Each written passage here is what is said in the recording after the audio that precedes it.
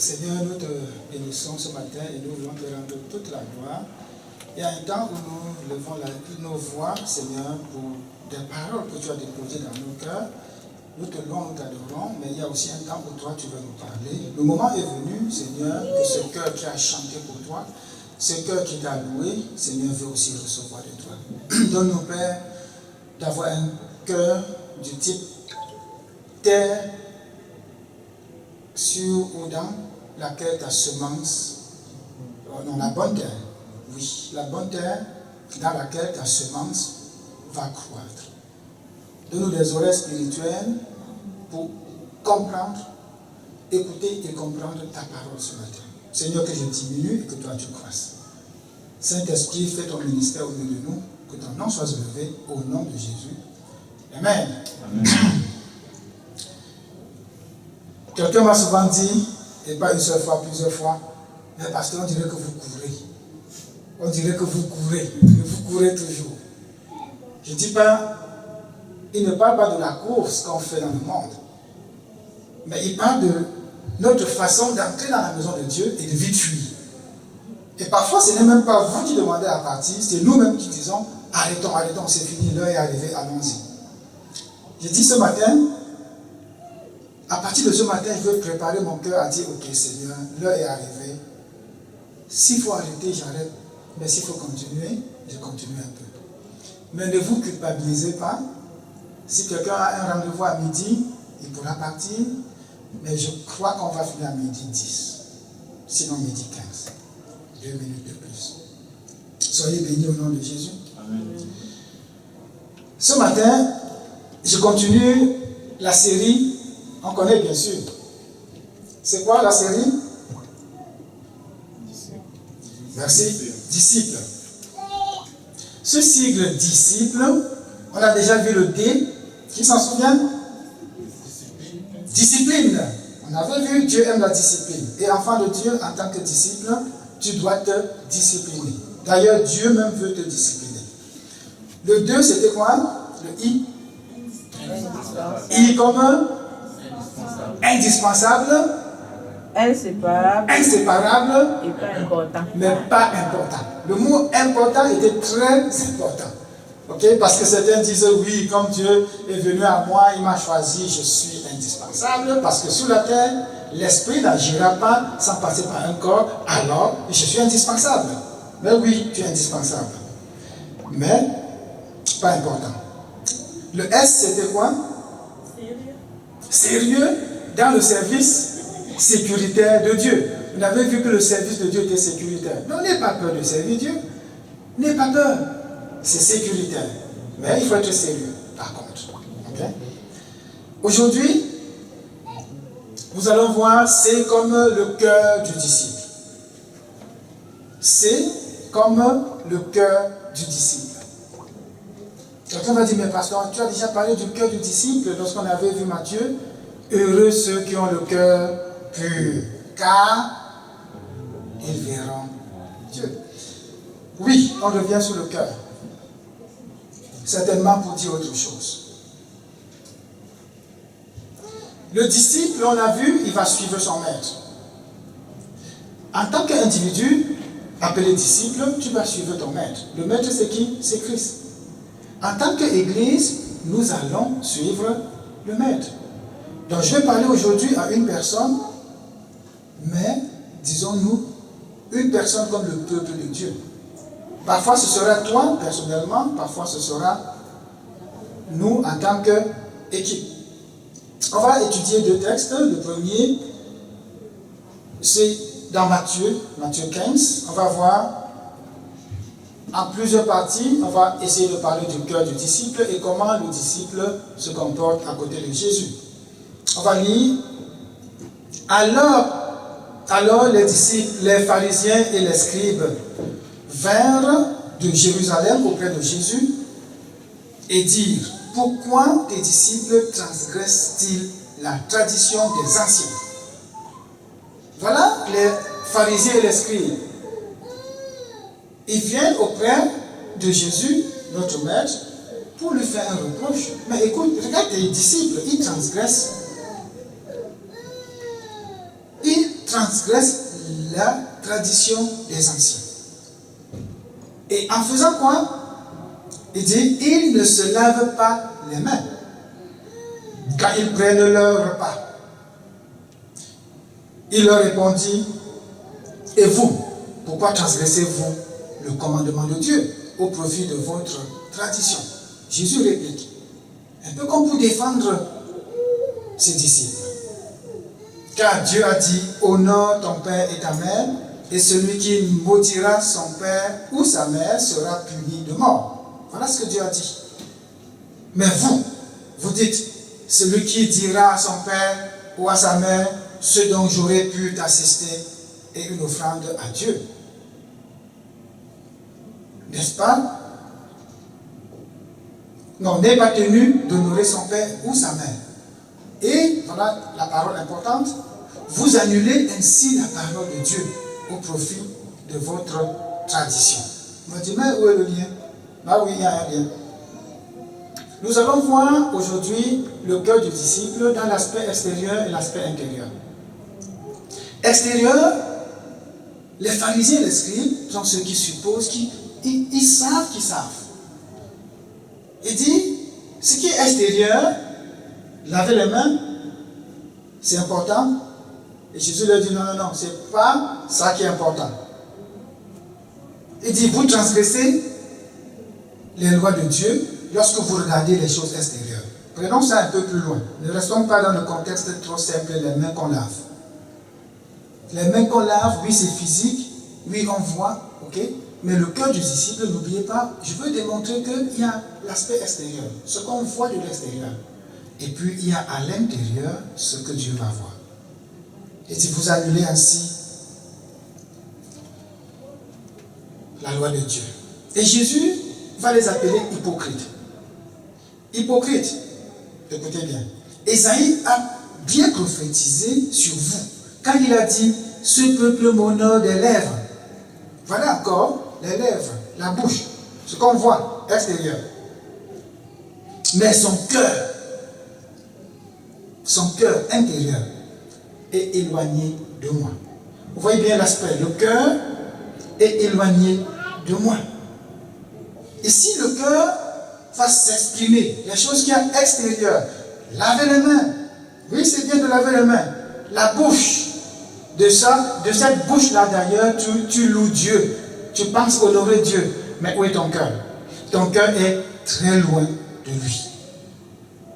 Il y a beaucoup de choses qu'on fait de manière extérieure, on dit, on est en train de louer Dieu. Attention, aujourd'hui on va voir l'état de notre cœur. Est-il éloigné de Dieu ou non? Et il dit, c'est en vain qu'il m'honore en enseignant des préceptes qui sont des commandements d'homme.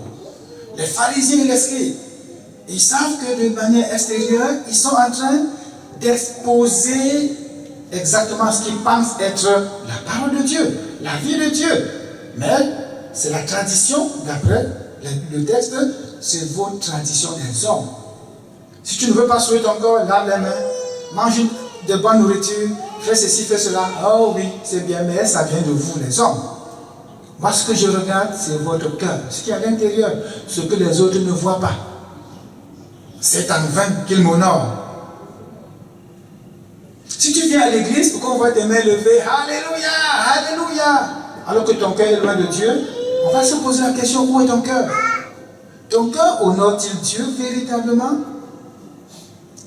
Les pharisiens et les scribes ont enseigné. Et pourtant, leur cœur était loin.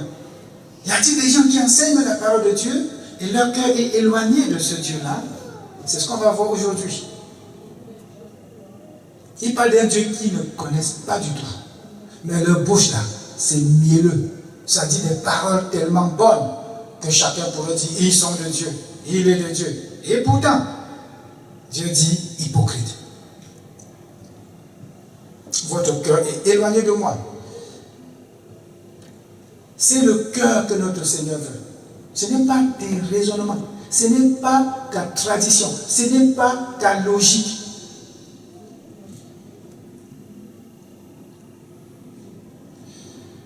Au verset 10 et 11, ayant appelé à lui la foule, il leur il lui dit, écoutez et comprenez. Donc Jésus appelle la foule. Il dit, venez écouter. Dans la foule, si j'imagine, c'est tout le monde. Certainement même ses disciples étaient là. Il dit, écoutez et comprenez. J'aurais aimé écouter, mais comprenez. On avait déjà vu écouter et comprendre il y a longtemps. Tu peux écouter sans comprendre. Il dit, ce n'est pas ce qui entre dans la bouche qui souille l'homme. Il est en train de contredire la tradition des hommes. Il vous apporte des choses nouvelles. Il dit, ne crains pas ce qui entre dans ta bouche. Ça ne va pas souiller ton corps. L'homme. Mais ce qui sort de ta bouche, c'est ce qui souille l'homme. Jésus vient de bouleverser la pensée des hypocrites, la pensée des pharisiens et des scribes, qui pensaient que c'est des choses extérieures. N'oubliez pas, je veux nous amener vers le cœur, en exposant les choses extérieures que Jésus rejette ici, et en faisant voir ce qui est à l'intérieur que Dieu cherche. Marc va parler du même texte. Au début, il va dire,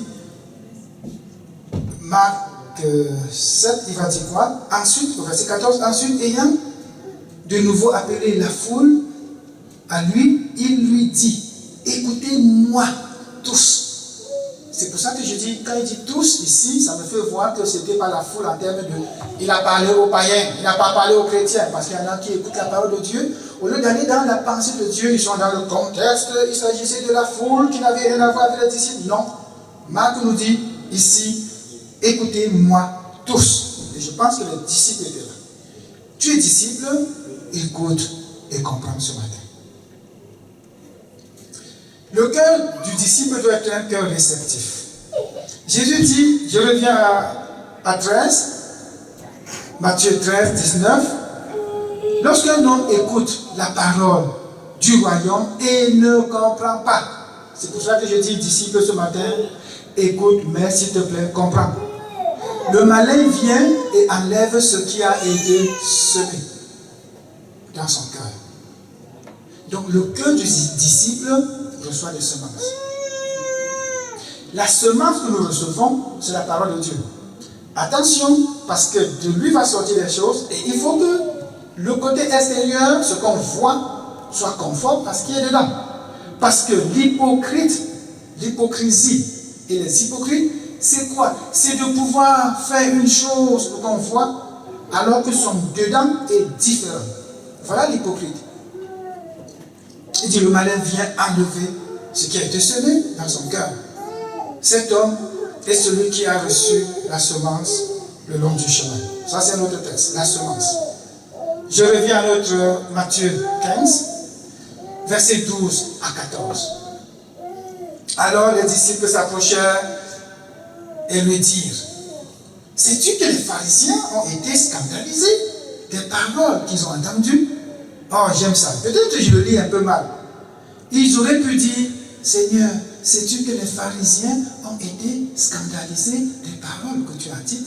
Vous voyez, avec une attitude de, on est très surpris, ils ont été scandalisés. Et disciples, toi qui marches comme Dieu veut, toi qui as le cœur proche de lui, quand tu vas dire des paroles qui viennent de la bonne semence, reçues dans la bonne terre, ils vont être scandalisés. Quand on va dire, allons évangéliser, tu vas aller dire, Jésus t'aime, ils vont être scandalisés.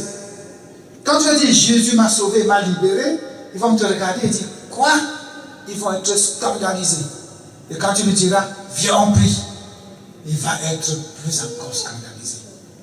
Et si tu le dis plus de 2 minutes, comme le frère dit tantôt, il va même dire, écoute, jeune homme, jeune fille, tu m'agresses. Là, c'est le harcèlement.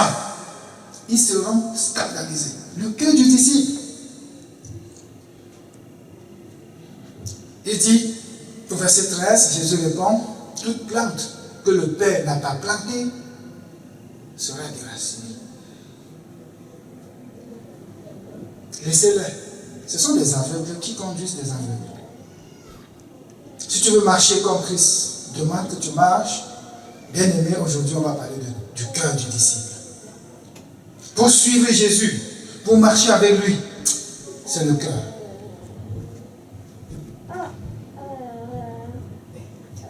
Je n'ai pas encore vu sur votre face l'interrogation. C'est comme si tout semblait un peu normal. On va aller et je veux voir l'étonnement. On va aller mollo mollo. Je veux voir l'étonnement sur votre face afin de déposer quelque chose là-dedans. Le cœur du disciple. Ils seront scandalisés. Mais je vois des chrétiens qui marchent 1 an, 2 ans, 3 ans avec le Seigneur. Leurs amis ne sont pas scandalisés. Leurs familles ne sont pas scandalisées.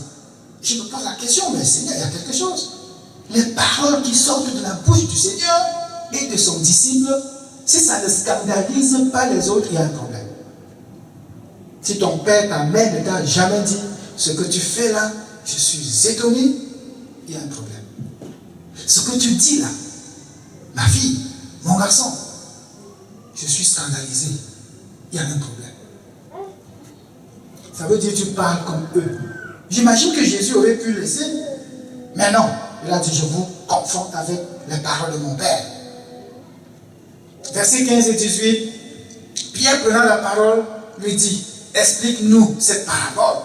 Et Jésus dit, vous aussi, êtes-vous encore sans intelligence? Ne comprenez-vous pas que tout ce qui entre dans la bouche va dans le ventre, puis est rejeté dans les lieux secrets?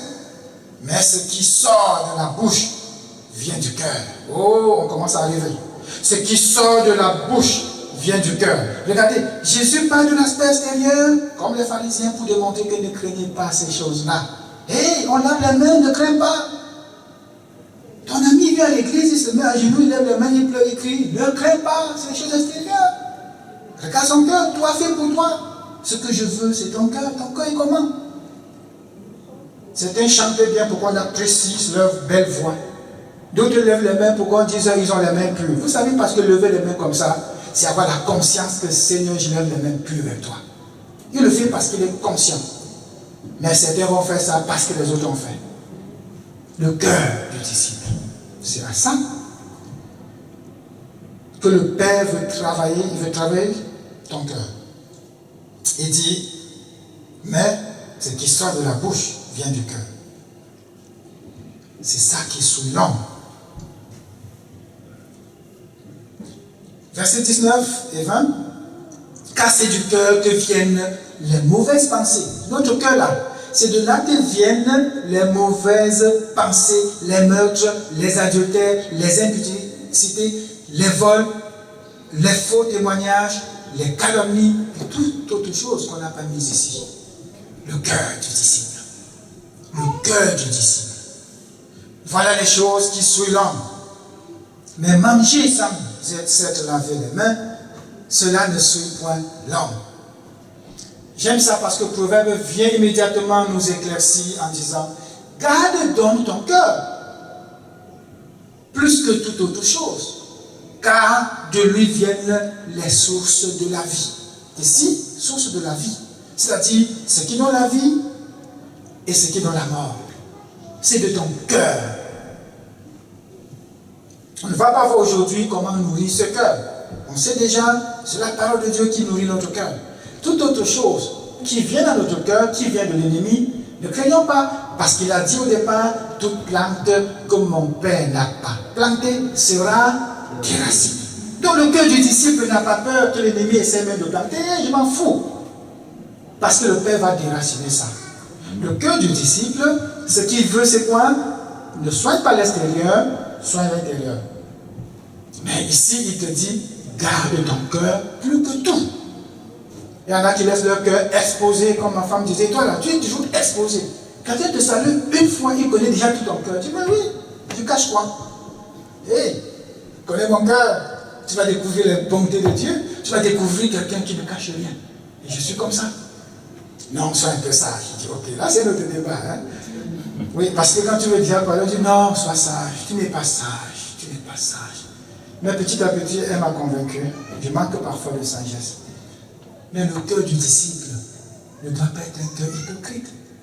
Si tu lèves les mains, c'est parce que Seigneur, je suis et je sais que je suis ton enfant. Tu te mets à genoux parce que Seigneur, je sais que je te loue et je t'adore. Si tu marches, tu chantes pour Dieu, c'est parce que ton cœur est plein de la parole de Dieu. Mais si tu le fais parce que tu veux qu'on voit, parce que tu veux démontrer ceci, Dieu va dire, hey, je vois et je regarde ton cœur. Aujourd'hui, qu'est-ce qu'on voit? On voit qu'aujourd'hui, le cœur du disciple. Amen. Donc l'état de ton cœur, bien-aimé, tu ne vas pas faire semblant.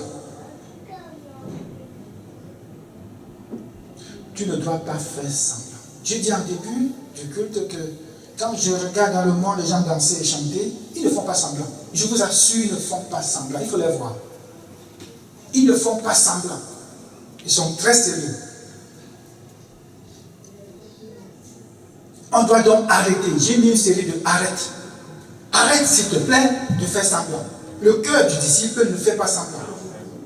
Arrête l'apparence. Arrête l'apparence. Le cœur du disciple, c'est pas comme ça. Il n'y a pas d'hypocrisie. Le cœur du disciple. Arrête de lever la main. Arrête. Lève plutôt ton cœur. Parce que Dieu a besoin de ton cœur. Parce que c'est là où il veut siéger. C'est là où il veut travailler. C'est le cœur. On a étudié le texte de Luc 15 la dernière fois. Ce que je veux faire remarquer encore, Luc 15, c'est le fils prodigue. Cet enfant qui s'est éloigné du Père. On s'en souvient? Ah, vous étiez là? On ne va pas reprendre le texte. C'est pour ça qu'on vous invite à venir aux études bibliques. Ne manquez pas jeudi prochain. Donc, un enfant qui dit à son père, partage les biens, donne ma part, il prend son argent, il s'en va dans le pays lointain, il dilapide. Quand l'argent finit, il rentre à lui-même, il est conscient qu'il a péché contre son père et il est revenu vers le Père. Je dis ici qu'il y a une révélation. Le cœur éloigné, le cœur du fils éloigné du Père, ce n'est pas en fonction de la distance, ce n'est pas parce qu'on a dit dans le texte, il est allé dans un pays lointain, qu'on va dire, oh, le cœur du fils était éloigné du Père. Oh non. Son cœur avait été éloigné du Père depuis longtemps. Avant son voyage, son cœur n'était pas proche du Père. Tu peux être à l'église, tu peux lire la Bible tous les jours, ton cœur est tellement éloigné de Dieu. Un autre qui va au loin va dire, oh oui, il s'est éloigné de Dieu. On ne le voit plus à la prière, on ne le voit plus à l'église, il est éloigné de Dieu. Ça, c'est les choses extérieures, physiques. Et j'aimerais qu'on comprenne ça aujourd'hui parce que le cœur dont on parle ici, c'est l'intérieur, ce qui est caché, donc l'invisible. Ce n'est pas le visible qu'on voit, ce n'est pas la distance entre le lieu, la maison paternelle, et le lieu où le petit s'en est allé. Le cœur, tu es proche de Dieu, mais ton cœur est éloigné de lui. Alors, s'il te dit, Proverbe, de garder ton cœur plus que tout, c'est parce que dans ton cœur, là, il y a un trésor. Garde plus que tout. Je ne m'imagine pas du tout une banque qui est vide, dont les caisses sont vides. On paye 100 personnes pour garder cette banque-là. Impossible. Impossible. Il n'y a rien dans la banque. Vous gardez quoi? Ce n'est que l'immeuble. Notre cœur, il y a une richesse dedans. C'est pour ça qu'il te dit, garde ton cœur. Il y a la vie, source de la vie. Garde. Tu ne gardes pas, source de la mort. L'impudicité, le vol, faux témoignage, tout ce qu'on a cité là, ça mène à la mort. Le cœur du disciple. Jésus va dire, vous transgressez la loi. Vous transgressez les commandements de mon Père. Vous annulez ainsi les paroles de Dieu. Ce sont des êtres hypocrites. En tant que disciple, le cœur là, il doit être tout entier à Dieu. Regardons un peu comment dans le monde ils font. Et ils développent les muscles, le riz, parce qu'il m'a dit, papa, j'aimerais avoir les muscles comme ça. Continue. Mais ça, c'est des choses extérieures, Loïc. N'est-ce pas? Ça, c'est des choses extérieures. Les hommes vont dire, ah, il est beau, ah, il est ceci, oh, il est musclé, ah, il est... Et tu passes ton temps à pomper, à muscler. Ces choses extérieures. Et on va en profiter pour faire une petite publicité pour ceux qui mangent la salade. Hein? Vous pensez qu'ils mangent ça pour être aussi musclés? Non. Mais ce que je vais vous faire voir ce matin, c'est ceci, c'est cette image. Jean-Luc, je te vois sourire. Tu as compris l'image. Pompe plutôt les muscles de ton cœur. Pas le cœur physique, à l'intérieur. Et on peut. Et si tu le fais, ton cœur sera dans la joie et le Père aussi sera dans la joie. Il va dire, fiston, et ma petite, tu as compris. Ton cœur est proche de moi. Entre temps, tu pompes. Avec quoi est-ce qu'on pompe, mon frère? Tu as dit Amen. Non, avec quoi tu pompes ton cœur? La parole de Dieu. Et ils seront comment, les autres? Ils seront comment? Scandalisés. Merci. J'ai un qui me suit très bien. Merci, frère. Amen. Tu suis ma logique. Pendant que Dieu va dire, ah bravo mon petit, tu seras content, eux ils seront scandalisés. Quand tu vas dire Jésus est avec nous, Jésus c'est mon Père. Un jour ma petite fille m'a demandé, papa, toujours on dit Jésus est notre Père là. Vous êtes même en réalité qui pour nous? Je dis, mais oui, nous sommes votre Père, mais le Père naturel. Mais on a tous un autre Père. Il dit, ah oui, il s'appelle comment? Jésus. Est-ce que tu es l'ami de Jésus? Oui, papa, on est l'ami de Jésus. Et on danse, on chante. Ils vont grandir connaissant qu'ils ont un Père. Le jour où ne serait pas là, ils vont dire, oui, notre Père physique, naturel est parti, on ne sait pas où. Mais on a un Père. Alléluia. Amen. Ça doit réjouir notre cœur, bien-aimé. Alors pourquoi nous devons avoir un cœur qui plaît à Dieu? On va lire le deuxième texte, comme j'ai annoncé au début. Ça va nous faire voir le cœur de Dieu sous un autre angle et je vais entrer dans l'intérieur. Et c'est ça le message final. C'est dans 1 Samuel 16. Il faut que notre cœur plaise à Dieu. L'Éternel dit à Samuel, quand cesseras-tu de pleurer sur Saül? Saül était roi en Israël, je ne sais pas le premier roi d'ailleurs. Ils avaient réclamé un roi et Dieu leur a donné un roi qui a commencé à bien faire. Par la suite, son cœur s'est éloigné de Dieu. Dieu a décidé donc de le remplacer. Ça, c'est le contexte. Je l'ai rejeté afin qu'il ne règne plus sur Israël. Remplis ta corne d'huile et va. Je t'enverrai chez Isaïe, Béthlémite, car j'ai vu parmi ses fils celui que je désire pour roi. Voilà l'Éternel qui envoie le prophète Samuel chez Isaïe, ou encore Jessé, le père de David et les autres. Il dit, j'ai vu quelqu'un dans cette famille et je vais le prendre et le couronner, le oindre pour roi. Pourquoi? Parce que j'ai rejeté l'ancien, Saül. Observons premièrement ce que va dire Samuel. Il dit, comment irai-je? Saül l'apprendra et il me tuera. N'oubliez pas, j'entre dans l'intérieur du cœur. Observons que le prophète, c'est un prophète de Dieu. Il est proche de l'Éternel. Il écoute la voix de Dieu.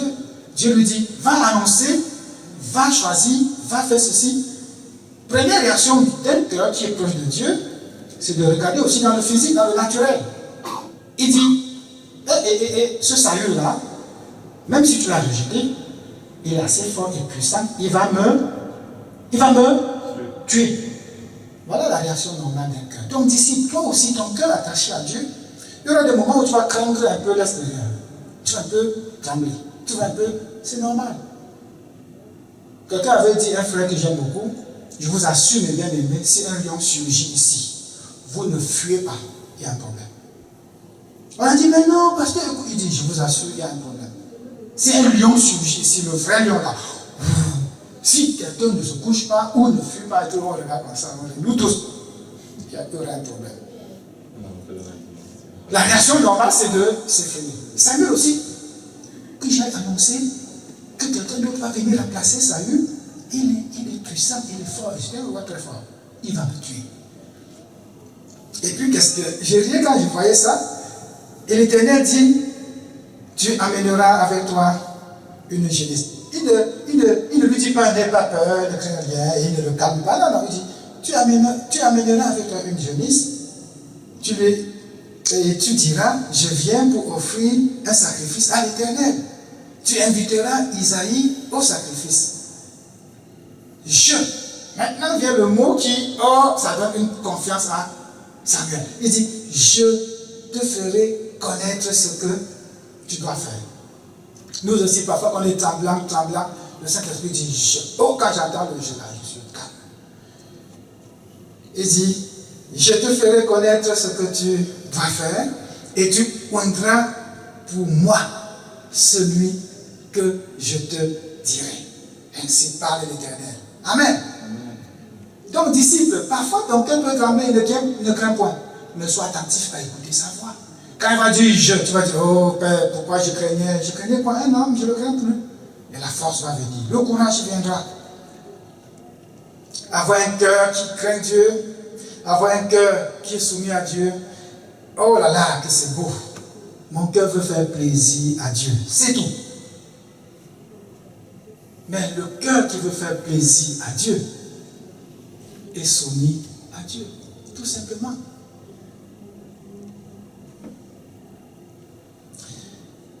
Il dit, au verset 4, Samuel dit, non, fit ce que l'Éternel avait dit, il a obéi. C'est ça le cœur. Enfant de Dieu, tu vas obéir. Et il alla à Bethléem. Les anciens de la ville accoururent, effrayés. Quand l'enfant de Dieu arrive, on doit être effrayé. On leur dit, mais il vient faire quoi ici? Mais nous, quand nous arrivons, ils ne sont pas effrayés. Ils ne sont pas effrayés. Il dit, on est où? Au-devant de lui, il dit, ton arrivée annonce-t-elle quelque chose d'heureux? On est effrayé, on dit, le prophète, il vient nous dire quoi? Quelque chose d'heureux ou malheureux?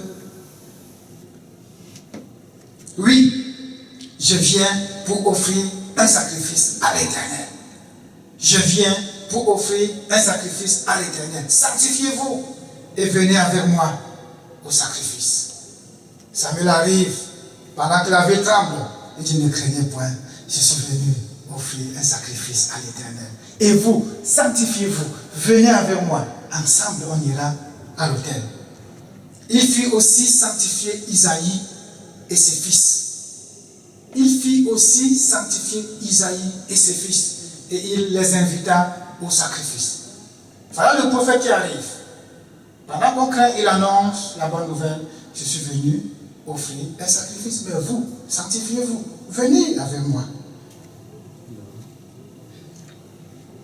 On va observer maintenant toujours le cœur de Dieu. Je vous montre l'intérieur du cœur de Dieu, bien-aimé. Que vous sachiez que nous marchons aujourd'hui avec les mêmes choses. Ça n'a pas changé. Verset 6. Lorsqu'il entrait, il se dit, en voyant Eliab. Eliab, c'est pas Eliel, bien sûr, Eliab. Il regarde le premier fils qui arrive, c'est le premier fils. Il regarde, et voilà ce qu'il va dire. Certainement, loin de l'Éternel est ici devant lui. Regardez, observons bien le cœur qui craint Dieu. Le cœur du disciple. Il arrive, c'est le prophète. Comme le pasteur dit très souvent, connexion, pendant que tout se passe, il fait l'image, il écoute Dieu, il écoute les hommes, il voit, il arrive, il regarde, le premier fils arrive, il dit, certainement, en lui il dit, certainement, voici loin de l'Éternel qui est devant lui. Certainement, voici loin de l'Éternel. Regardez le cœur. Et l'Éternel dit à Samuel, oh, que c'est grave, j'ai envie de pleurer, il dit, Seigneur, quelle erreur. Voilà ce que l'Éternel va dire. Ne prends point garde à son apparence. Ne prends point garde à son apparence. N'oubliez pas, on a commencé avec laver les mains, la bouche, les choses extérieures. Ne prends pas garde à ce que tu vois de tes yeux naturels. Ne regarde pas son corps. Ne regarde pas son physique. Ne regarde pas la hauteur de sa taille. Car lui là, je l'ai rejeté. Oh, que c'est grave. Je ne sais pas pour vous, mais je tremble. Serviteur de l'Éternel, Dieu te dit, vas-y, je vais te montrer. Tu arrives, au lieu d'attendre que Dieu te montre, le premier arrivé, tu regardes naturellement, tu le vois très grand, très beau, fort, un peu comme l'ancien roi qu'on a rejeté. Tu le vois de manière à dire, ah oui, c'est lui, c'est loin de l'Éternel. Quelle bêtise. Est-ce que nous nous trompons aussi souvent? Oui. Il y a des fois, l'Esprit te dit, ça c'est un chant de Dieu. Tu dis, oh Seigneur, merci. Viens chanter. Après, tu dis, Seigneur. Il dit, oui, c'est pas lui. C'est l'autre qui ne sait pas chanter là. Tu dis, oh mon Dieu. Le café est déjà là. Heureusement qu'ici n'a pas déjà dit, je te oins au nom de Jésus. Oh non. Il était encore de l'admirer, admirer son extérieur. Et Dieu voit ça et dit, le cœur d'un enfant à lui, même si c'est trompe, l'Éternel est là. Il dit, Samuel, tu t'es trompé, jeune homme. Tu as regardé son physique. Ne regarde pas à son apparence. Il est beau et grand de taille, mais ne regarde pas ça. Oh, que j'aime ça, notre Père. Il dit, je l'ai rejeté. Le texte ne dit pas pourquoi il l'a rejeté. Mais certainement, moi j'interprète par son cœur n'était pas proche de moi. C'est l'interprétation que je fais dans la logique de ce message. On pourra le dire aussi après. Je ne veux pas voir s'il a volé, s'il a son cœur a fait quoi. Son cœur était un peu éloigné de Dieu, c'est tout ce qu'on peut dire. Mais il dit, je l'ai rejeté. N'était-il pas le premier? n'était-il pas apprécié des hommes? N'était pas. Même le prophète a apprécié son physique. L'Éternel ne considère pas ce que l'homme considère. L'homme regarde à ce qui frappe les yeux. Et ça, c'est un message pour nous tous de génération en génération. L'homme a tendance à regarder l'extérieur, l'apparence, à écouter ce qui sort de ta bouche. Il a bien parlé, il maîtrise les langues, il parle en plusieurs langues. Oh, lui là, c'est loin de l'Éternel. C'est une erreur. Mais l'homme, c'est normal, il regarde à l'apparence. Je me souviens lorsqu'on cherchait à se marier. Ah, parfois je marche dans la rue avec mon ami Jacquino. On voit une belle fille, on dit, hey, Jacquino, là, voilà. Je dis ça pour rire, mais c'est la vérité. Ma femme, elle n'écoute pas, heureusement. Je dis, Jacquino, c'est elle. Et parfois, si elle n'est pas très belle, elle va dire, non, Théo, c'est pas pour moi, c'est pour toi. Et on riait comme ça, vraiment on s'amusait, on blaguait avec ça. L'homme regarde dans le naturel. Ah, mon Dieu. Mais donne-nous, Seigneur, de voir dans le spirituel, parce que nous sommes esprits. Mais quand nous nous trompons, ayons un cœur proche de lui, parce qu'il va nous parler. Il va dire, comme il a dit à Samuel, ne regardez pas son apparence. Je l'ai rejeté. Je l'ai rejeté. Samuel, ne regarde pas son apparence, je l'ai rejeté. Et j'aime ça.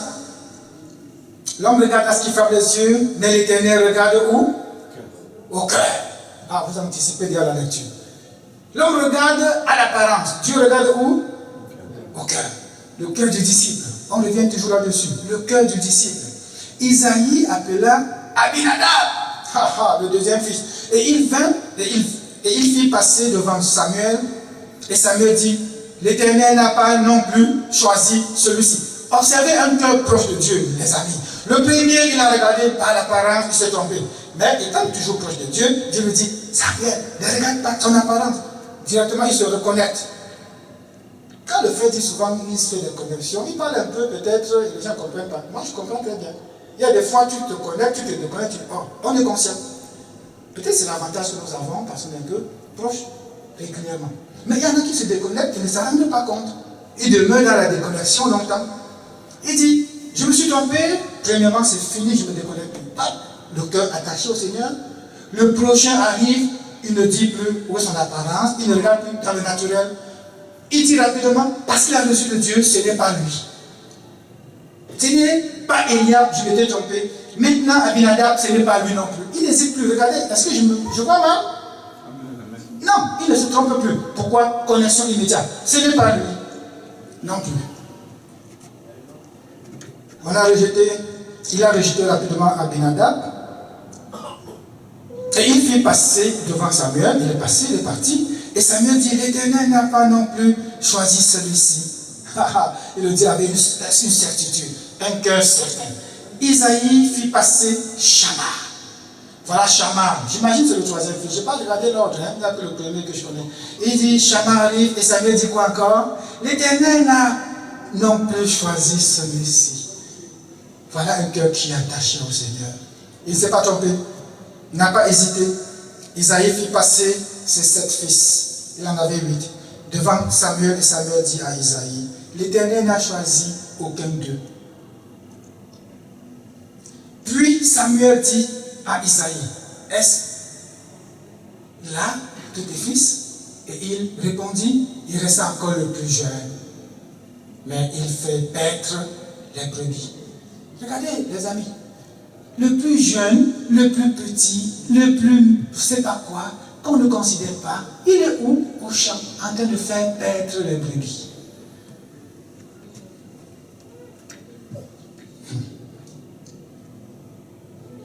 Verset 12, Isaïe l'envoya chercher. Or, il était blond. Est-ce que je suis en train de dire, l'homme beau là, on ne le prend pas en mariage parce qu'il est trop beau, il est physique, il est ceci? Non. Est-ce que Dieu dit, si elle est laide, oublie-la, je vais te donner une femme laide? Non plus. Non plus. Donc écoutons vraiment le message sans se perdre dans les mots. Okay? Parce que celui-ci que l'Éternel a choisi, il est blond. Avec de beaux yeux. L'Éternel ne choisit pas seulement en fonction de l'intérieur, en fonction de ce qu'il y a dans ton cœur. Il regarde aussi dans l'apparence. Mais il ne juge pas par l'apparence. N'oublions pas ça, ça c'est le contexte de jugement. Il ne juge pas parce qu'il voit dans le naturel, il juge dans ce qui est dans ton cœur. Mais il choisit aussi un homme blanc, beau, de beaux yeux, belle de figure. L'Éternel dit à Samuel, lève-toi, ouvre-le, car c'est lui. Samuel prit la corde d'huile éloignée au milieu de ses frères. L'Esprit de l'Éternel saisit David. J'ai passé 2 jours à danser de joie de cette phrase. L'Esprit de l'Éternel se saisit de David. Je dis, oh Seigneur, quand ton esprit te saisit de moi, je suis content, je vois l'Esprit de Dieu se saisir de moi.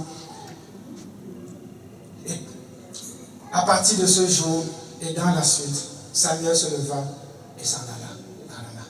Voilà, l'Éternel vient de choisir. On va me demander maintenant, ok, quels sont les critères de choix de Dieu? Tout simplement, le cœur de David. La Bible nous dit ailleurs, l'homme selon le cœur de Dieu.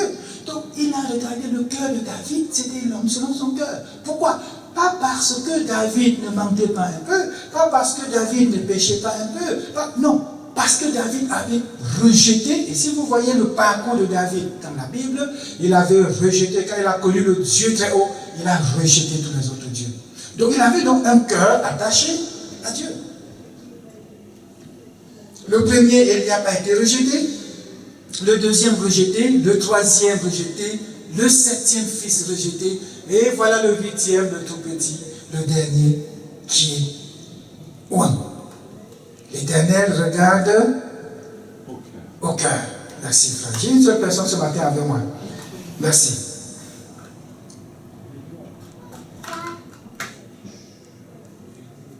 Parfois, il nous arrive de regarder nos enfants et dire, ça c'est celui-ci. Au lieu de dire, Seigneur, comment prier même pour eux?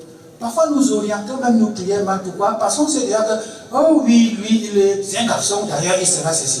Ah, ça c'est une fille, il faut beaucoup prier pour elle parce qu'elle est femme, et on a besoin de prier parce qu'elle est... Est-ce que vous ne le faites pas? Parfois, ça nous arrive, hein? Oh non, sois capable de dire, Seigneur, qu'est-ce que tu veux que je dise? Même dans la prière pour celui-ci. Ferme tes yeux et prie. Un pasteur avait prêché une année, j'étais en Allemagne, je traduisais en français. Il a donné une phrase du genre, si tu cherches une femme, mets-toi à genoux et ferme les yeux. Je n'ai pas pu traduire parce que je n'avais pas compris. Je n'étais pas encore assez mûr. Il dit, pasteur, je n'ai pas compris.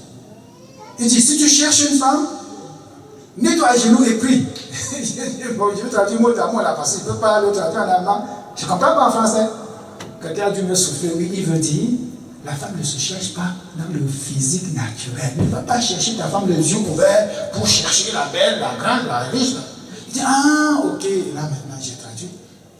Même chose, Samuel a dû faire cette erreur-là. Mais son cœur était attaché à Dieu, proche de Dieu. Donc examine ton cœur comme nos femmes s'examinent tous les matins dans le miroir. Parfois, quand ma femme fait ça, je suis derrière, je regarde, je ris. J'ai envie de dire parure extérieure. Mais après, il dit non, Seigneur. Le monde ne juge pas l'apparence. Il faut aussi parfois faire des choses pour que le monde croit que c'est ça.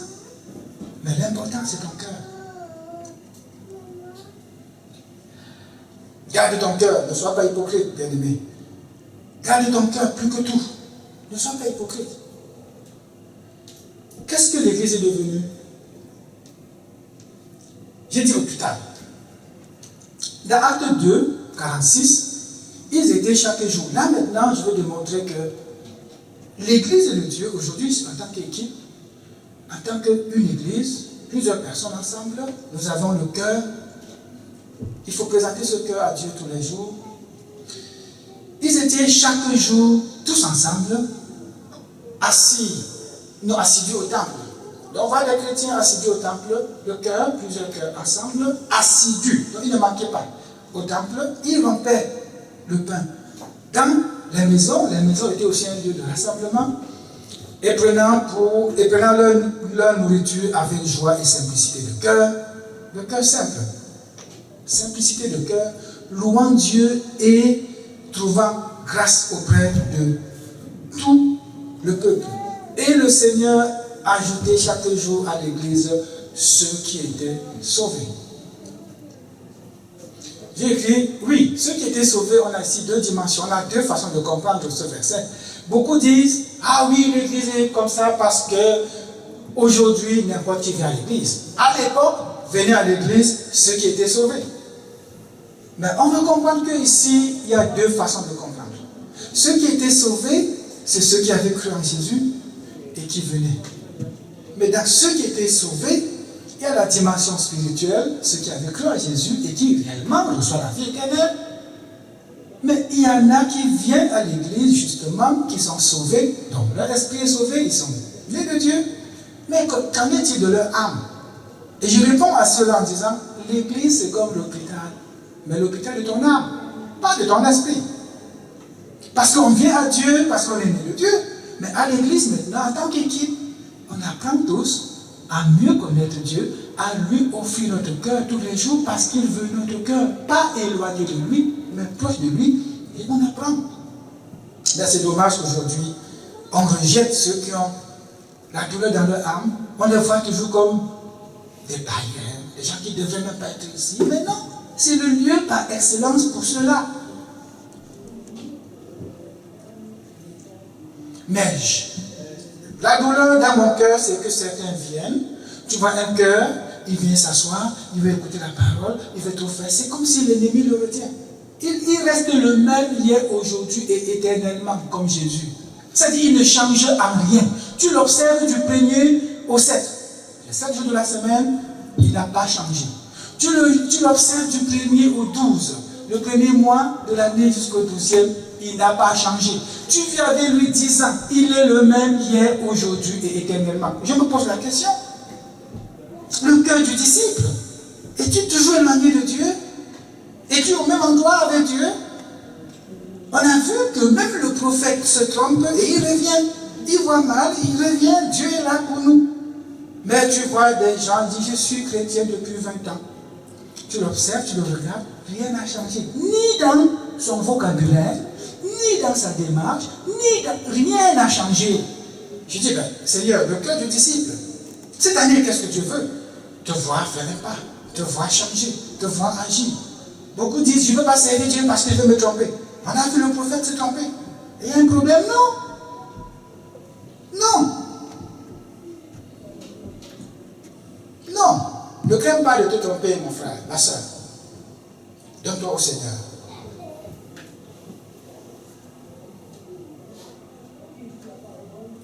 Et notre cœur, on a dit de bien le garder, parce que c'est la source de tout l'amour. Pour terminer notre cœur, je vais vous présenter quelque chose que Dieu m'a fait vivre avant-hier. Et ça vient complètement. Je n'avais pas prévu ça dans le message, mais comme c'est venu avant-hier, avant le message, je me suis dit, Seigneur, ça complète le message. Le cœur du disciple, et ça c'est une expérience vécue, et Dieu m'a fait voir que le cœur du disciple, c'est un cœur qui est toujours proche de lui. Il y a 2 jours, j'étais comme, pas énervé contre ma femme, pas, je ne sais pas, peut-être un peu triste. Dans mon âme, je me disais, oh Seigneur, comment il veut faire avec cette femme-ci? Il lui manque quelque chose. J'ai commencé à lui parler de ça. Vous savez qu'il est difficile d'accepter nos faiblesses. Ça, de manière générale. Oh non, toi tu vois mal, je ne vois pas mal ma femme. Regarde ce que tu fais, regarde ce que tu dis, regarde ceci. J'essaye de rien. À un moment donné, on avait passé toute la journée dehors, on est rentré épuisé. Elle dit, tu sais quoi, laisse-moi dormir. Je dis, non, attends, tu dors quoi quand je suis en train de te parler? J'ai parlé pendant presque 1h30. Elle a sorti 3 phrases. 3 phrases. Je dis bien 3, bien aimé. Et on parlait tout doucement, c'était pas la colère, hein, non. Mais écoute, vraiment, j'essayais de la convaincre. Je lui parlais de la logique. J'expliquais la logique. Elle dit, la logique de la femme, ce n'est pas la logique de l'homme. Je dis, non, écoute, regarde ceci, écoute, regarde cela. J'essayais de démontrer. Je dis ça pour que vous compreniez que la vie, là, c'est spirituel, mais c'est dans le naturel que Dieu corrige les choses en nous.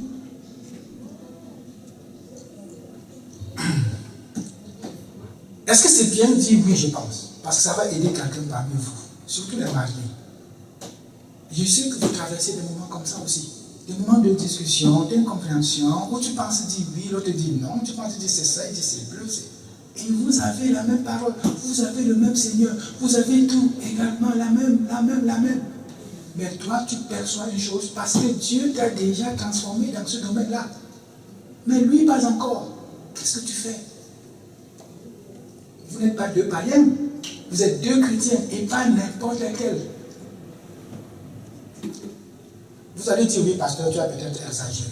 Oui, c'était dans mon cœur, je voulais absolument l'amener à comprendre. On a commencé vers quelle heure? On est rentré vers 10h30, avant 23h. Regardez-moi bien. À 4h30. Je dis bien 4h30. On était toujours en train de parler. Elle m'avait dit depuis 23h45, tu sais, je suis fatigué. Vraiment, laisse-moi dormir. Tu vas dormir sans m'écouter. Parce que je veux que tu comprennes. Elle dit, chérie, laisse-moi dormir. Il est quelle heure là? Vraiment, il est quelle heure? Laisse-moi dormir. Je dis, mais ma femme, tu dors quoi? Tu n'as pas compris ceci, tu n'as pas vu là. Tu veux dormir quoi? Tu ne comprends pas ça? Le verset de ce matin, depuis 2-3 jours, nous prions. Toujours, pendant nos prières, disons toujours, diable, sors de ma maison. Diable, tu ne nous auras pas. Diable. Et moi aussi, parfois, par réflexe de Samuel, ok, Seigneur, diable, sors de notre maison. Vous voyez comment on prie parfois sans même croire? Vous allez dire, mais pasteur, tu dois quand même croire quand tu pries. Mais je ne voyais pas où aider le diable dans notre maison, je ne voyais pas. Elle dit, diable, tu vas sortir. Moi aussi, diable, tu sors. On a même lu 2 Corinthiens 10. Nous combattons, les armes avec lesquelles nous combattons sont spirituelles. Moi aussi, les armes sont spirituelles. Satan, on a fait pendant moins de 3 jours. Dieu était en train de nous préparer. Dieu nous préparait, mais c'est après que je comprends. Ce message, je vais te l'apporter il y a 2 semaines. Je l'avais terminé depuis. C'est donc que ce n'est pas écrit là. Mais avant-hier, les 4h30, ma femme dit, tu peux me laisser dormir? Dit, chérie, tu dors quoi? Moi, je dors. Tous les jours, je ne dors pas. Toi, tu veux dormir quoi? Moi-même, je ne dors pas. Une fois, je ne dors pas. Elle dit, mon Dieu, elle se couche. Je dis, ok, tu veux maintenant dormir? Ça, c'est bien respect. La Bible dit, soumets-toi à ton mari. Tu te soumets pas à moi, tu veux dormir, dors alors. Je ramasse mes choses, je m'en vais aussi soir me coucher. Je vous dis la vérité. Et ça, c'est pour que vous compreniez. J'ai dit les mariés là. Fermez-moi la porte dans la rue. Tu vois que les autres écoutent. Je ramasse mes affaires, je prends ma tablette, je prends mon téléphone, ok, je m'en vais au sous-sol. Dors alors. Et je vous assure, bien aimé, croyez-moi, c'était pas une discussion vive que parfois tu discutes, vous chamaillez en même temps là. C'était pas ça. C'était pas ça du tout. C'était, je parle tout simplement, il me regarde, je lui explique des choses que je vois. Je lui dis, écoute, tu ne peux pas faire ça. Tu ne peux pas faire ça. Elle dit, mais écoute, tout ce que je fais, tu critiques. Je fais donc quoi? Je dis, mais fais ce que je te dis. Ne fais pas tout. Fais exact. Je ne peux pas faire comme toi. Tu es un homme, je suis une femme. Je ne vois pas comme toi. Je ne peux pas faire comme toi. Je dis que essaye. C'était calme, hein? Mais à un moment donné, elle se levait pour aller aux toilettes. Je ramasse ma tablette. Je m'en vais au sous-sol. Je vais m'amuser à te voir. Puisque je dois te. Elle ouvre la porte. Boum! Ok, tu veux dormir ici, hein? Tu as fait de ça la chambre. Je dis non, tu veux dormir, non, laisse-moi. Pas dormir, moi je ne dors pas. Il dit, si tu dors ici aujourd'hui, là, je vous assure qu'on va attendre ça. Il dit, je m'en fous. Elle dit, ah oui, elle dit, je t'ai dit ça. Ça fait, il est 4h30, 5h presque. Je n'ai pas dormi. Si tu dors là-bas, tant pis pour toi. Elle remonte. J'étais à moins 10 minutes pour écouter ce que j'écoutais depuis, que j'avais commencé depuis. J'ai dit, Seigneur, qu'est-ce que je fais? Je ne veux pas du cœur, je suis dans le cœur, je ne suis pas au sujet là. 5 minutes après, je dis qu'elle dort, elle va vraiment dormir, il ne faut pas qu'elle dorme. Je reprends mon sac, je le monte, elle ne dormira pas. J'arrive dans la pointe, je m'assois, je dis, chérie, je veux qu'on continue. Elle dit, quoi? Je t'ai dit de me laisser dormir. Je dis, non, tu ne peux pas dormir. Tu m'as menacé. Tu as dit des paroles de menace en bas là tout à l'heure. Je ne t'ai pas menacé. Je dis non, tu m'as menacé. Ça, c'est les menaces. Tu m'as dit, si tu dors ici, tu m'as menacé. Ça, c'est les menaces. Est-ce que moi, je te menace? Elle se lève. Elle me regarde. Elle dit, écoute-moi. Très bien. Je suis très sérieux là. Je suis vraiment très sérieux. Je crois pour ma part que tu veux me nuire. Tu veux me nuire. Et si tu veux me nuire, ok, je vais te laisser. Tu ne vas plus me nuire. Tu ne vas plus jamais me voir. je sors de ta vie et tu vas faire ta vie. Tu veux vivre sans moi, ok, tu vas vivre sans moi. Tu sauras quoi dire à Dieu. Mais les conséquences, tu vas vivre et revivre. Et tu sais bien que j'aime subir les conséquences de mes actes. Je dis oui. Tu ne veux pas m'écouter. La Bible dit soumets-toi à ton mari. Tu ne te soumets pas. Regarde, quand tu parles, tu dors. Je te parle. C'est tout ce qu'elle a fait. Elle dit, je te dis. Après, comme le Seigneur fait ces choses, elle dit, dis-moi ce que tu me veux. Bien aimé. On a vu tout à l'heure Samuel qui vient de se tromper en disant, il a dit, premièrement, c'est moi, Saül va me tuer. L'Éternel n'a même pas répondu à ça. Il a seulement dit, prends corne, prends l'huile, va et annonce. Il a écouté. Il n'a pas, c'est la même chose. Donc pendant qu'elle dit, tu me veux quoi? Tu me veux quoi? Tu me veux quoi? Tu me veux quoi? L'Éternel dépose une parole dans mon cœur. En fait, en réalité, qu'est-ce que tu veux? Bon, c'est comme si je m'étais déconnecté pendant 4 heures, 5 heures de temps, ou peut-être pas. Et directement, c'est comme si je me suis reconnecté. En réalité, qu'est-ce que je veux? C'est ça, l'objectif de la discussion, c'est quoi? Qu'est-ce que tu veux? Qu'est-ce que tu veux? Je lui dis, oh Seigneur. Et dans ma pensée, directement, je dis, en réalité, je veux quoi? Qu'est-ce que je veux? Ce que je veux, c'est une femme soumise, une femme qui fait ce que je veux, une femme qui fait ça. Une femme qui est exemplaire à 100%, une femme qui est parfaite, sans erreur, sans faute. Ça, c'est ce que je veux. Et c'est pas tout. C'est là où le Saint-Esprit, dans cet état où je reviens, le Saint-Esprit me dit, ok, ce que tu veux qu'elle soit maintenant, c'est bien de vouloir qu'elle soit ça. Mais est-ce que tu penses que c'est ton intelligence qui va l'amener à devenir cela? Oh! Revenu à moi-même comme ce fils prodigue qui s'en était allé et qui avait tout dilapidé et il rentrait en lui-même. Et j'ai dit, mais attends Seigneur, en réalité, et même si jamais elle devenait ce que je veux qu'elle devienne maintenant, la gloire va à qui? Ce sera, oh, je me vante un peu, je l'ai bien enseigné, j'ai bien fait ceci, j'ai longtemps discuté, j'ai pris 5 heures pour. Elle a compris. La gloire sera à qui? J'ai dit, oh Seigneur, pardonne-moi. Il m'a fait réaliser que ce qu'elle est devenue aujourd'hui, toi-même tu dis c'est une bonne femme. Je dis oui. Tu as fait quoi pour qu'elle le soit? Rien, Seigneur. Tu penses que ton intelligence, ta logique, je voulais démontrer à ma femme qu'elle est illogique. Que je veux que tu sois logique. Impossible. Je veux que tu sois plus humble, ma femme. Impossible. Tu ne peux pas. Je dis, Seigneur. Je dis, ma femme, excuse-moi. Pardonne-moi. J'ai voulu te transformer. Elle dit, mais je t'ai toujours dit ça tous les jours, tu ne comprends pas. Je dis, mais oui, j'ai compris maintenant. Elle dit, j'espère que tu es sérieux. Elle dit, je suis très sérieux, pardonne-moi. Pardonne-moi, vraiment, pardonne-moi. Elle dit, il est 6 heures presque. Il dit, pardonne-moi. Elle dit, non, non, non, vraiment. Je dis, pardonne-moi, ma femme, pardonne-moi. Je dis, je suis fou. Pas fou parce que ce que je dis est faux. Comprenez-moi bien. Je ne suis pas en train de dire que j'étais dans l'erreur. Mais l'erreur, c'est que face à Dieu, j'ai voulu prendre la place de Dieu. J'ai voulu qu'elle comprenne que c'est moi qui l'amène à devenir ceci. Impossible. Le cœur d'un enfant de Dieu, c'est un cœur attaché à Dieu, un cœur qui écoute Dieu, un cœur obéissant, un cœur humble. Si je n'étais pas humble, je ne vous le dirais pas. Je ne le dis pas pour animer le message, pour que le message soit bien perçu. Oui, c'est vrai, ça complète le message. Dieu me l'a donné pour que et je ne comprends pas pourquoi ce message n'aurait pas pu donner ça il y a 2-3 semaines. Ce serait incomplet. J'enseignerai des choses que je connais déjà. J'enseignerai des choses parce que Dieu m'a donné le début et j'ai formulé à ma façon pour que ce soit très bien. Mais Dieu donne ça pour qu'on comprenne le cœur du disciple. Amen. Est-ce que je vous dis, je vous conseille de sortir d'ici et de ne plus parler avec votre femme ou votre mari? Non. Mais soyez toujours connectés. Un cœur toujours prêt à dire, Seigneur, voilà mon cœur. Et si vous ne connaissez pas notre cœur à deux, si vous ne nous avez pas préparé dans la prière depuis 3 jours, peut-être pasteur, il devait seulement venir chez nous à 4h30 là, pour dire, écoute, asseyez-vous là, je vais vous parler de la grâce de Dieu. Mais ce n'est pas arrivé. Pourquoi? Le cœur soumis à Dieu, le cœur obéissant. Personne de nous deux ne veut faire du mal à l'autre. Personne. Est-ce qu'au-dedans de moi, vous allez dire, oui, pasteur, toi, comme tu ne dors pas, tu veux l'empêcher de dormir? Peut-être, je ne sais pas. Mais pas par méchanceté. Par envie de la voir comprendre ce que j'ai compris. Est-ce qu'il nous arrive aussi de vous énerver? Oui.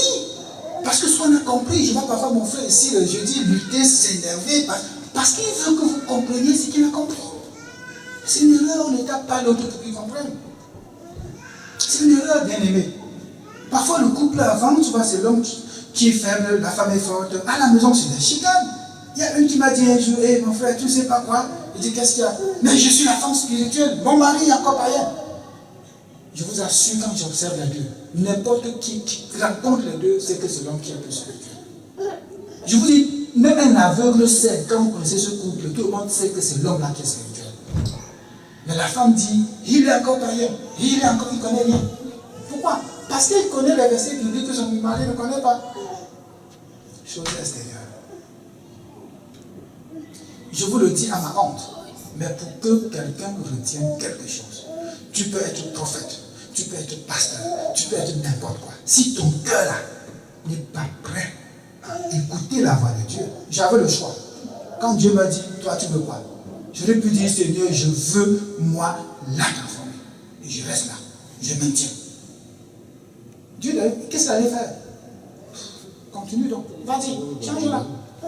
Change-la. Et nous, on tournait même le dos. D'où vient le scandale? Parce que le cœur n'est pas obéissant. Je connais deux pasteurs, hommes et femmes, tous des pasteurs. L'un a son église là-bas, l'autre a son église là. Le cœur. Le cœur. Parce que Dieu que je sais et que je connais ne peut pas te dire, toi la femme, je ne connais pas encore ton nom, toi, voilà, va à l'église A, et toi, non, va à l'église B. Certains insensés me disent que Dieu m'a dit de vivre en France et mon mari au Canada. Eh oui, ça fait 10 ans qu'on vit comme ça, pasteur. C'est faux, c'est pas mon Dieu qui vous dit ça. Eh, il peut vous envoyer comme ça, 1 mois, 2 mois, 1 an, 2 ans, mais pas 10 ans votre vie, c'est ça? Le cœur capable d'écouter Dieu, ça passe par là. Cœur du disciple, un cœur humble. Un cœur humble. Parce que tu penses, toi, que si tu changes l'autre, tu auras la gloire. J'ai réussi. Je vois des hommes qui disent, quel est devenu enfant de Dieu grâce à moi? Toi qui? Toi qui? Tu es capable de changer qui? Personne, même pas toi-même d'ailleurs. On a étudié un texte comme ça à la prière, c'est pas ici. Même pas toi-même. Tu ne peux pas te changer. J'ai oublié le texte. Tu ne peux pas te changer. Dis même toi. Pourquoi les gens n'arrivent pas à louer Dieu, à chanter? Ils veulent bien. Vous pensez qu'ils ne veulent pas? Ils veulent. Mais le cœur là n'est pas encore travaillé par le Père. Mais notre désir, c'est d'avoir une église avec un cœur de disciple. Un cœur capable d'écouter sa femme. Ne dis pas, je suis l'homme, alors je n'écoute pas la femme. Ça, c'est la tradition des hommes. Je reviens au début du message. C'est vos traditions qui vous empêchent de vivre Dieu. Parce que dans notre tradition, quand le père parle, la femme se tait. Oui, la femme doit obéir. Mais écoute ta femme. Elle peut avoir raison et toi, tu as tort. Écoute-la. Le cœur du disciple, c'est de ça qu'il est question, bien-aimé. Un cœur humble, un cœur soumis à Dieu, un cœur qui sait, oui, je peux me tromper. Je n'ai pas étudié David le tout, mais le peu que je connais de David, c'était quelqu'un qui était vraiment, qui avait un cœur attaché à Dieu, un cœur qui ne voulait pas se tromper, un cœur qui ne se mélangeait pas avec des faux dieux. Avons-nous ce Dieu véritable en nous? L'avons-nous véritablement? Laissons notre cœur à lui. On peut se lever. Levons-nous. Seigneur, merci pour ta parole et nous voulons te bénir parce que tu désires nous voir lever notre cœur vers toi et non pas nos mains, afin que tu travailles, Seigneur, en nous, parce que tu règnes sur notre cœur, tu règnes, Seigneur, en nous et tu veux nous voir marcher au son de ta voix. Je bénis ton nom de ce que, Seigneur, tu donnes ta parole, tu la suis pour l'accomplir. Seigneur, tu peux nous pardonner toutes les fois où nous avons voulu, Seigneur, prendre ta place, où nous avons voulu que les hommes nous donnent gloire, et que nous-mêmes, parfois, on veut se donner gloire. Seigneur, nous venons devant toi encore ce matin, dis non, ça ne doit pas être ainsi. Pardonne-nous. Pardonne-nous toutes les fois qu'on a voulu prendre ta place éternelle, parce que c'est toi seul qui mérite la gloire. Et c'est pour cela qu'on te laisse guider nos vies, gérer même ton église, Seigneur, que personne ne dise un jour, c'est pasteur Théo, c'est pasteur Yves, c'est la sœur telle. Seigneur, que chacun puisse dire, c'est grâce à Dieu. Que chacun puisse dire, c'est la grâce de Dieu qui m'a transformé. Que chacun puisse te voir toi et non pas les hommes. Oui, tu as dit, l'homme peut juger à partir de l'apparence. Nous pouvons nous tromper en jugeant. Mais Seigneur, nous prions que ce soit toi qui nous parles en tout temps. Et fais avec nous, surtout nous, Seigneur, qui dirigeons ton peuple. Fais que nous soyons toujours plus proches de toi, comme ce Samuel. Il pouvait dire, je suis prophète de Dieu et il fait n'importe quoi. Mais Seigneur, il revient toujours à toi. Et c'est le cœur que tu veux avoir. Nous te donnons nos cœurs, Seigneur, ou encore même notre cœur, afin que l'année du disciple soit une année où le cœur t'appartient à toi et à toi seul. Tu as appelé les autres hypocrites. Les pharisiens sont des hypocrites. Seigneur, les scribes, ceux qui savent, tu les as appelés hypocrites. Pourquoi? Parce qu'ils pensent te louer alors que leur cœur est loin. Nous ne voulons pas être de ceux-là qui te louent alors que nos cœurs sont loin. Seigneur, travaille dans notre cœur. Nous voulons te bénir et te rendre toute la gloire. Et donne-nous de passer encore, Seigneur, une semaine dans ta grâce. Que ton nom soit élevé. Bénis ton peuple, Seigneur, alors qu'ils rentrent chez eux, garde-les. Et fais-les revenir, Seigneur, afin de recevoir encore de toi. Et garde-les là où ils sont, même dans leur maison. Parle-leur, Seigneur, qu'ils comprennent que tu es le Dieu qui gouverne dans leur cœur. Même si, Seigneur, le proverbe peut dire garde ton cœur, nous ne pouvons rien faire sans toi. Alors nous t'appelons à nous faire garder notre cœur, car il est le siège de la vie. Et la vie, c'est celle que tu nous as donnée. Que ton nom soit élevé. Au nom de Jésus. Amen. Amen. Soyez bénis. Amen.